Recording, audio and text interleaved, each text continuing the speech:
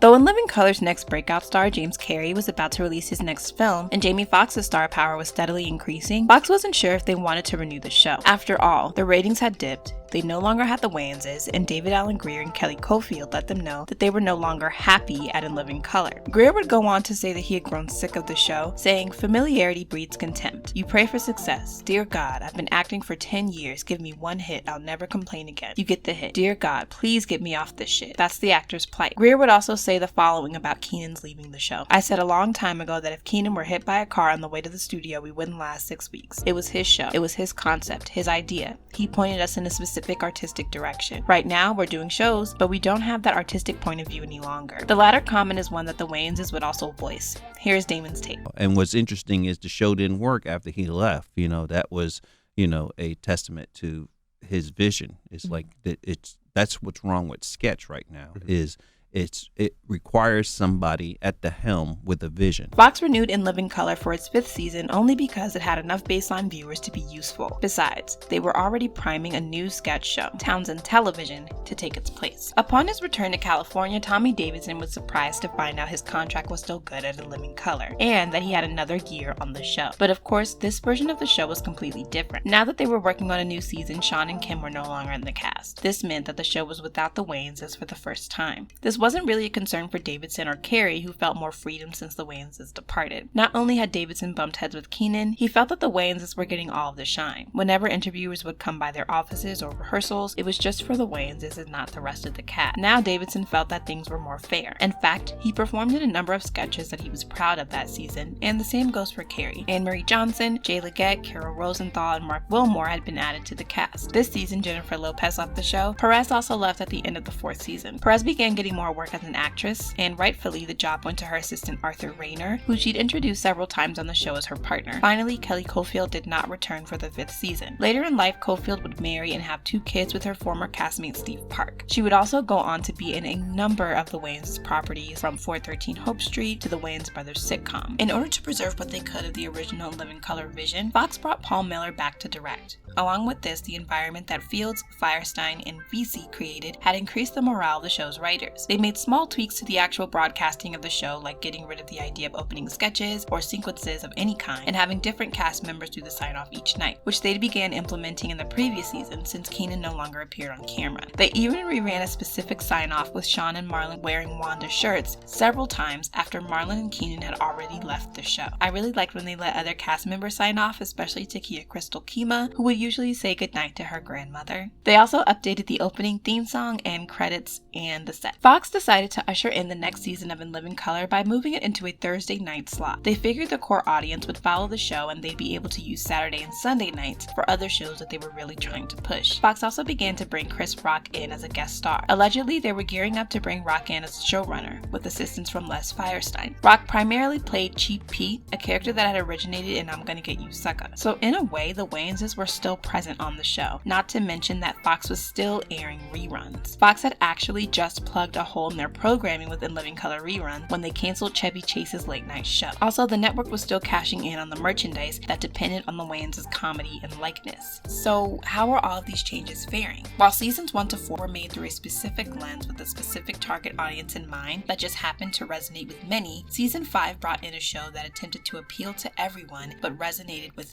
no one. The show didn't take as many risks and didn't address anything except for what had already been addressed by the show. For example, it spent a couple of episodes of the 5th season commenting on the LA riots, which were already covered by the previous season. Though still topical, they weren't making new observations, and it just seemed like they were trying to cash in on a tragic event that was no longer urgent, rather than providing funny and insightful commentary on it. They began writing sketches so that any celebrity could do a cameo at the last minute. This isn't difficult to believe, as the cameos for this season included James Brown, Johnny Gill, and Luther Vandross. And yeah, I loved every bit of those cameos. Thanks for asking. But it just didn't fit the hip-hop audience that the first 4 seasons of In Living Color was trying to pitch to. In his book, Peisner points out that the TV game shows are easy for sketch comedy shows to plug in because it's an easy way to bring together a handful of different personalities. This season of In Living Color really began depending on those kinds of sketches, which meant that the original pitches writers were coming up with likely weren't that great. They'd also began the series of Wanda sketches that followed her as she attempted to find the father mother of her child. In my opinion, this blemished the legacy of the character. Unlike Carrie's Vera DeMilo, Wanda wasn't just funny because she was mannish or ugly or Jamie Foxx in drag. She was extremely overconfident and simultaneously socially inept. And that's why she was funny. Do you remember in that first sketch with Tommy Davidson where she asks, "Do you like alligators?"